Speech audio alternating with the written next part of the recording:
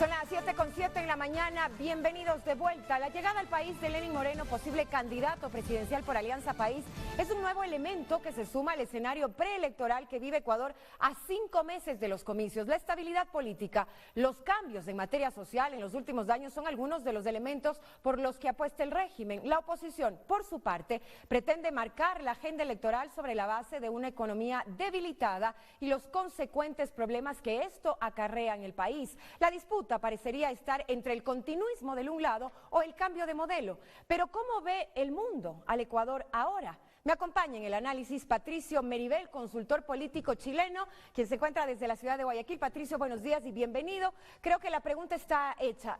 ¿Continuidad o cambio? ¿Estabilidad político o cambio de modelo económico? Es un poco el escenario para 2017. Bienvenido. Buenos días, estimada Marcela. Creo que tu pregunta está mal planteada, ¿no? Porque si hay un gobierno que ha representado el cambio, el gobierno de la Revolución Ciudadana. Cambió la matriz productiva, la matriz energética, la matriz del conocimiento, el cambio social le dio estabilidad al país. Lo que ofrecen como cambio la oposición no es más que el mismo cambio que ofreció Michel Temer en Brasil o Macri en Argentina, que ha significado un tarifazo gigantesco desde el punto de vista de los costos sociales. Cuando ellos llegan al poder, lo que implementan desde el modelo neoliberal es lograr socializar las pérdidas y privatizar las ganancias, ¿no? Fíjate en el modelo de concentración de la riqueza que tiene mi país, Chile, en donde el 1% de la población maneja el 34% de la riqueza. Entonces nosotros como periodistas independientes más críticos no debemos caer en el juego de la derecha, porque si ellos se toman el bastión del cambio ya nos ganaron un punto de vista a favor, ¿no? Lo que aquí hay que hacer es mantener cierta ecuanimidad, estimada Marcela, porque el cambio es lo que beneficia directamente a las personas desde el punto de vista de su transformación. Y ahí tenemos dos grandes candidatos, ¿no? Lenín Moreno representa el cambio social, la inversión social, la inclusión de las personas y el motor del cambio de la matriz productiva, el cambio de la matriz energética, del desarrollo económico, que es Jorge Glass. Ahora, desde el punto de vista de la oposición tampoco hay que menospreciarlos, porque ellos van a tener mucho dinero, tienen contactos con una red que está rearmándose en el plan Cóndor 2, tienen contactos con Sebastián Piñera en Chile, que es un multimillonario que hoy día está siendo investigado por casos de corrupción en Argentina, con el mismo Macri, con Michel Temer, que fue informante de la CIA, y por lo tanto ellos se van a articular para tratar de tumbar al gobierno democrático de la Revolución Ciudadana. Cuando yo hablo de cambio es precisamente porque esa es la opción que desde el lado de la oposición se está barajando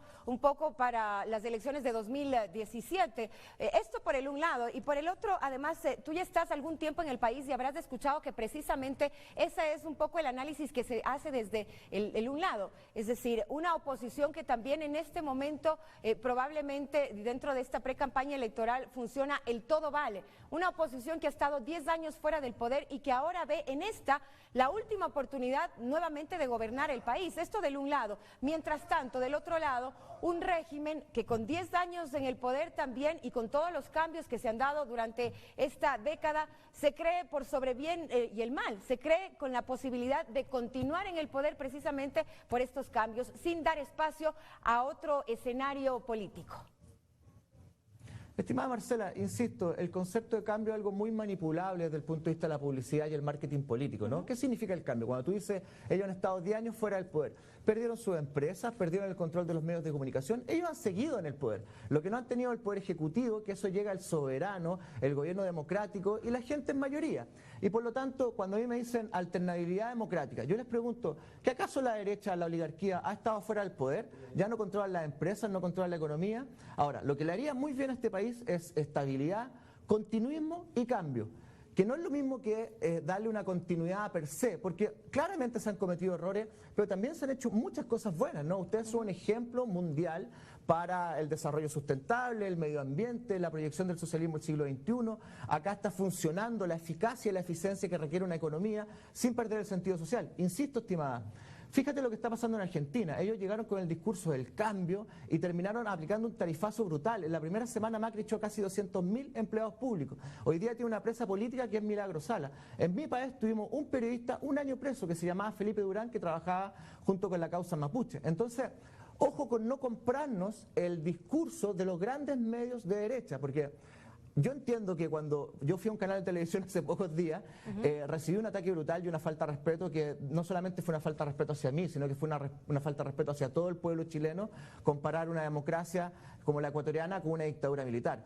Pero ese es el cambio que ellos buscan, porque ellos no tienen ningún límite. Si van a torturar, matar, hacer desaparecer gente para implementar su doctrina del shock, la shock doctrine, desde el punto de vista de lo económico, es para privatizar la vida, para que justamente se acabe el cambio y lleguen gobiernos que son conservadores y que creen en un neoliberalismo que no tiene ningún tipo de control.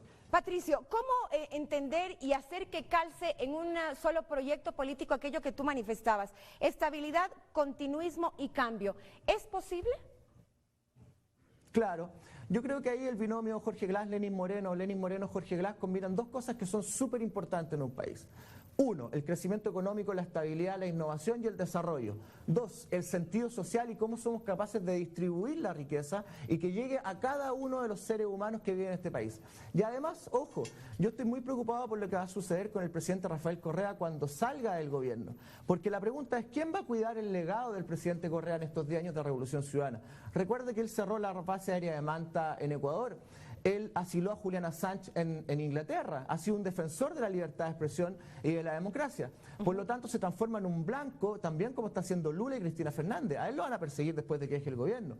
Y por lo tanto, el legado de la Revolución Ciudadana no solo se compite en la presidencial, también en la elección de los asambleístas, porque ya ha sido difícil con el liderazgo del presidente Rafael Correa tener grandes mayorías.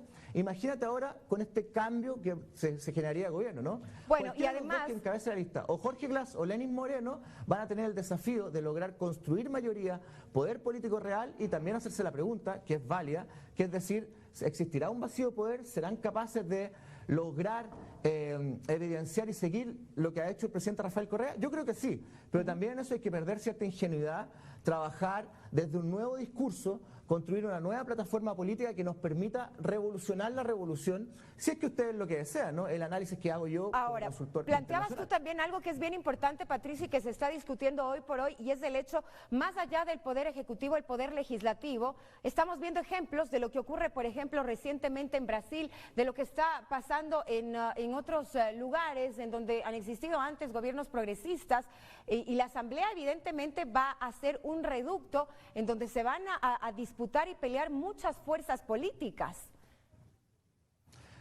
Pero además ellos van a buscar golpes blancos institucionales, lo mismo que hicieron en Brasil. Yo estuve en Brasil cuando votaron a Dilma Rousseff y la votación fue patética, fue un circo. Habían parlamentarios que se levantaban y decían, yo voto contra Dilma Rousseff por haber implementado la educación sexual en los colegios.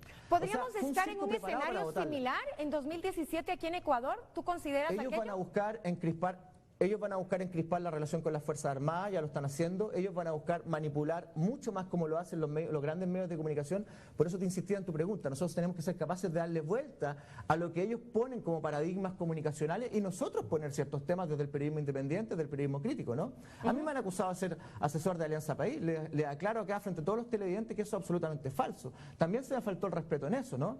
Pero como un hombre crítico y periodista independiente, tengo la sensación que a Ecuador le haría mucho mejor seguir por la senda de la revolución ciudadana y incrementar el poder que tengan. Sobre el tema legislativo, Marcela, es importantísimo que entiendan que solo la unidad de todas las fuerzas que construyen Alianza País, el Frente Unido, Centro Democrático y otros grupos que han estado en este gobierno puede garantizar que se puedan seguir haciendo grandes obras para este país. Ustedes tienen un problema gigantesco, tienen que reconstruir Ecuador después de un terremoto brutal. Nosotros en Chile todavía no terminamos de reconstruir nuestro país en algunas zonas. Ustedes están dando un ejemplo, ahí el vicepresidente Jorge Glass ha dejado la vida por reconstruir. Ahora, yo tengo la sensación que además tienen que cambiar el estado de ánimo los ecuatorianos, ¿no? Salir de la encrispación y empezar a sentirse más orgullosos de lo que ustedes han realizado. Patricio, es importante también en este momento, dado los ánimos encrispados que se está viendo desde un lado a otro, y eso que todavía faltan 5 meses para la campaña electoral, para los comicios, todavía estamos en una pre-campaña, no sabemos la ciencia cierta ni siquiera cuáles van a ser todavía los candidatos, pero ya se siente, y tú también me darás la razón en ello, ya se siente en el ambiente cada vez un ánimo probablemente mucho más subido de tono. Nosotros como ecuatorianos, como votantes, como quienes vamos a decidir en las urnas a nuestros próximos mandatarios, ¿qué debemos esperar en esta campaña electoral? Pero más allá de eso, ¿qué debemos exigir también? Respeto. Yo creo que hay que bajar el tono de las declaraciones. He escuchado al señor Lasso y verdaderamente anda muy agresivo. que bien por Alianza País, porque mientras más agresivo esté, menos votos va a tener, ¿no? Bajar el tono de la confrontación, pero sobre todo ustedes como ciudadanos tienen que hacerse la siguiente pregunta. En el panorama de la economía mundial, en donde hay una recesión dada por el frenazo que se pegó China, dado por la inestabilidad que está generando Estados Unidos con Rusia, que todo el mundo sabe que ya hay una segunda guerra fría, observa lo que está pasando en Siria.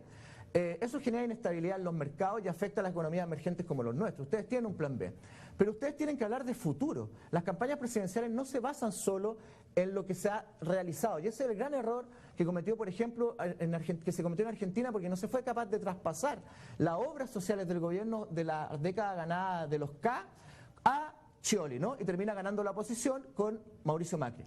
Entonces en Ecuador lo que se debe buscar es representar esto de continuidad y cambio permanente, pero también ustedes como ciudadanos pedir un debate de altura de miras. O sea, saber quién está hablando de la matriz coproductiva, el cambio de la matriz energética, quién le está proponiendo a ustedes mejorar las condiciones sociales, las condiciones económicas. No quedarse con los cantos de sirena, porque prometer cosas y decir que uno va a cambiar la economía es súper fácil de cambiar la economía. Bueno, y las palabras en realidad son mucho más sencillas de pronunciarlas que en la práctica hacerlas realidad. Pero tú hablabas también... Lo que te quería decir, disculpa, te interrumpo, para terminar la idea, para que no quede en el aire. Sí. El señor Lasso arreglaría la economía rápidamente, vendiendo todas las empresas públicas y terminando las obras sociales, como lo hizo su colega Macri y su colega Temer, se arregla la economía, pero se afecta tremendamente las fuerzas sociales y los beneficios sociales que ustedes han ganado. Patricio, tú hablabas de algo que es importante y decías que hace pocos días mantuviste una entrevista en un medio de comunicación, notaste cierta agresividad y evidentemente a partir de aquello a ti un poco se te ha acusado de ser una persona cercana al partido de gobierno, cercana a Alianza País e incluso hasta asesor casi que presidencial y político del régimen. Ahora, ¿tú crees que esto también responde a una estrategia probablemente o evidentemente también tú con mucha fluidez puedes también decir, sí, yo estoy por este partido y he venido al Ecuador precisamente a hacer aquello? Verdad y transparencia ante todo. Yo no soy asesor de Alianza País, no tengo ningún vínculo más que algunas cosas sociales, las cuales he ido conociendo después de esa entrevista además, porque parece que tomé mucho realce públicamente, no estoy asesorando absolutamente a nadie, pero sabes que te quiero contar una cosa personal. Yo me sentí tremendamente ofendido, porque yo tengo un tío detenido desaparecido, tengo un tío que fue torturado, tengo tíos que participaron en el gobierno de la Unidad Popular y tuve que mantener el temple y la calma para no sentirme ofendido y sobre reaccionar frente a una brutalidad de verdad cantinflesca, porque lo que dijo el señor periodista o el colega comunicador fue que la democracia ecuatoriana era igual que la sanguinaria dictadura de Pinochet. Entonces me costó en lo personal, te agradezco la pregunta, haber mantenido la calma, porque yo soy familiar de víctimas de la dictadura.